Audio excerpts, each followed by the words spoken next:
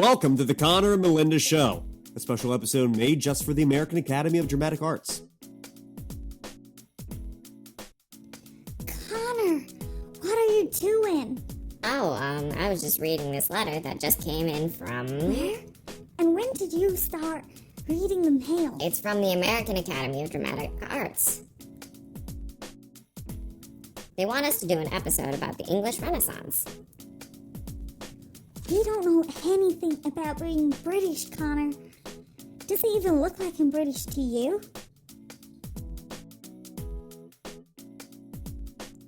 Would you get that out of my face?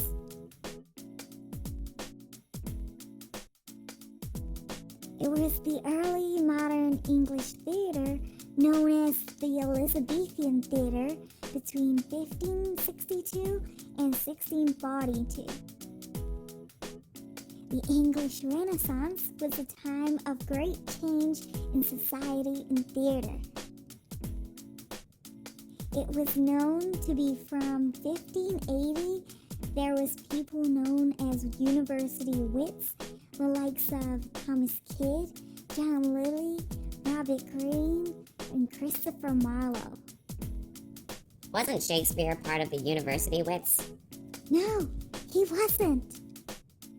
Queen Elizabeth gained control over public theaters and then banned plays on religious subjects. Would you cut that out?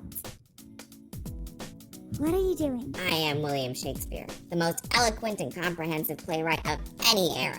I am the greatest dramatist of all time. Connor! You are not Shakespeare! I have many acting companies. There is the Leicester Men that was led by James Burbage and ran from 1530 to 1597. They later became the Lord Chamberlain's Men. There was also the Queen's Men of 1583, an all-star acting troupe that was performed for the Queen.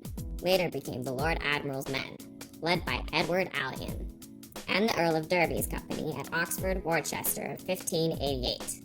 And was a rival to my company. My company was known as the King's Men when King James reigned and continued when Charles I took over the throne. It was not your company, Connor. It was Shakespeare's company, and you're not Shakespeare. And now, scene from the Scottish play, performed by Connor. Is this a dagger which I see before me? The handle toward my hand? Come, let me clutch thee. I have thee not, and yet I see thee still. Art thou not, fatal vision, sensible, to feeling as to sight? Or art thou but a dagger of the mind, a false creation proceeding from the heart, oppressed brain? I see thee yet, in form as... What are you doing? I'm doing the classic scene from Macbeth.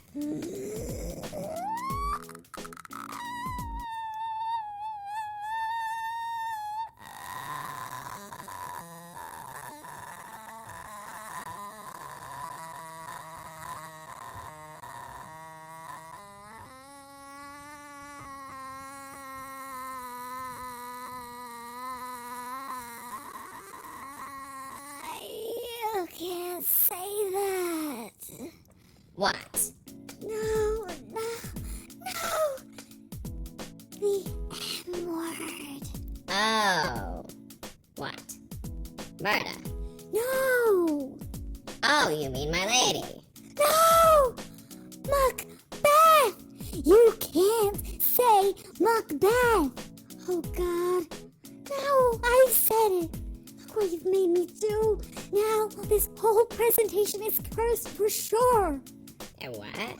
What do you mean? It's known in the theater that if you say that name, there is a curse attached to it. So you just say LMNM. And if you do start saying it, then things start going wrong. You could forget your lines, but it could be as bad as a set falling apart or your costumes falling apart. You better not forget anything now, Connor. There's no time to be eating. We gotta get this bloody presentation over and done with. What? I swear, I'm not British. I'm just getting into character. Oh, like the Globe Theatre being burnt down in 1613. It says here there were two types of acting troupes. The adult company and the boys' company. To be or not to be, that is the question. Would you be quiet? Oh, I'm sorry. Sorry. The adult company was organized by shareholder system. Actors became part owners by becoming a shareholder. They had selected play, produced supervised costumes, props. They would earn approximately £50. To be or not to be, that is the question. Whether 'tis nobler in the mind. Connor, what on earth are you doing? Would you get out of here? The boys' company is led by an adult impresario. What's that? It's a manager or promoter. Anyways, boys aged 3 to 11 years old would be apprentices to adult actors, and they would play young women roles, and the men would play the older women roles. To be or not to be, that is the question.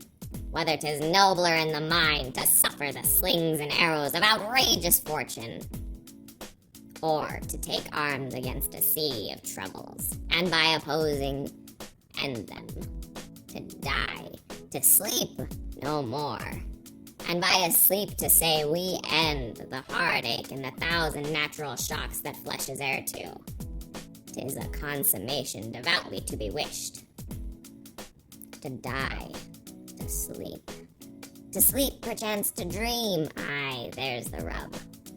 For in that sleep of death, what dreams may come when we have shuffled off this mortal coil.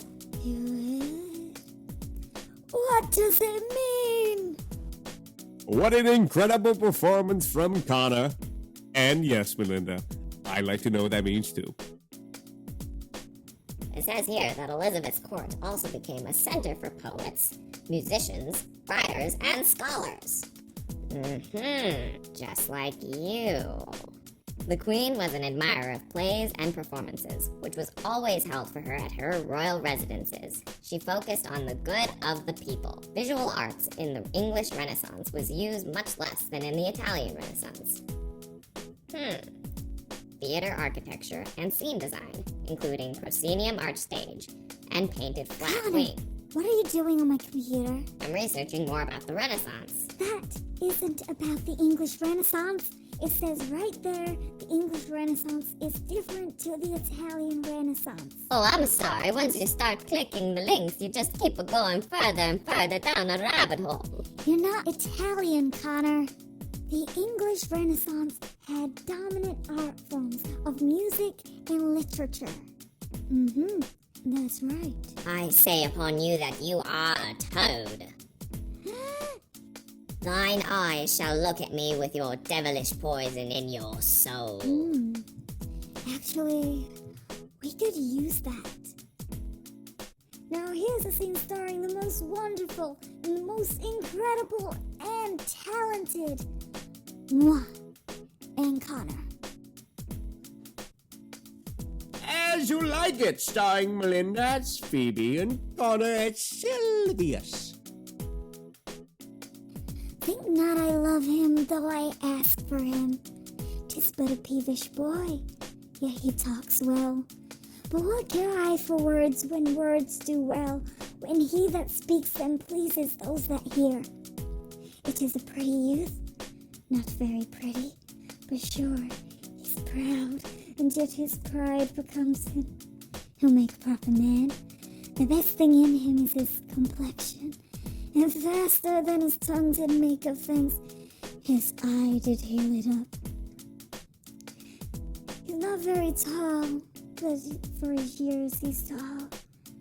His leg is but so, and yet 'tis well. There was a little redness in his lip, a little riper and more lusty red than that mix in his cheek. 'Twas just the difference between the constant red and a mingled damask. There be some women, Sylvius, had they not marked him in parcels as I did, would have gone near to fall in love with him. But for my part, I love him not, nor hate him not, and yet have more cause to hate him than to love him.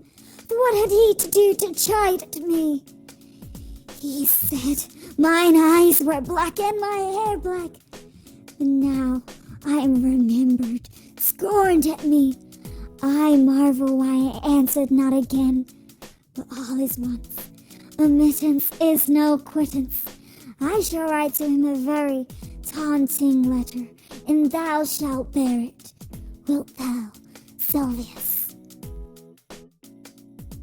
And just like the plague contributing to shutting down theaters and the productive period of English theater ended, I am shutting this presentation down.